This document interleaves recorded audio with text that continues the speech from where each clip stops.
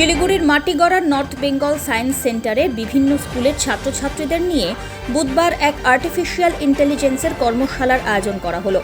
এই দিনের অনুষ্ঠানে বিশিষ্ট স্পিকার হিসাবে উপস্থিত ছিলেন assistant professor doctor Asit Barman, doctor Tirthankar Ghoshal. এছাড়াও উপস্থিত ছিলেন নর্থ বেঙ্গল সায়েন্স সেন্টারের এডুকেশন অফিসার বিশ্বজিৎ কুণ্ডু, প্রজেক্টর কোঅর্ডিনেটর ঋতব্রত বিশ্বাস। এই দিনের এই অনুষ্ঠানে ছাত্রছাত্রীদের সঙ্গে প্রশ্ন উত্তরের একটি পর্বও রাখা হয়েছিল।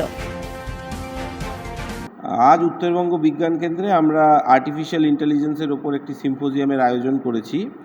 আমরা জানি যে কৃত্রিম বুদ্ধিমত্তা বা আর্টিফিশিয়াল ইন্টেলিজেন্স এখন আমাদের বিভিন্নভাবে আমাদের যে দৈনন্দিন জীবন থেকে আরম্ভ করে বিভিন্ন টেকনোলজি সব কিছুর মধ্যেই ওতপ্রোতভাবে জড়িত, এবং বিজ্ঞানীদের মত অনুযায়ী আগামী দিনেই আর্টিফিশিয়াল ইন্টেলিজেন্স খুব ব্যাপকভাবে আমাদের যে দৈনন্দিন জীবন তাকে প্রভাবিত করবে।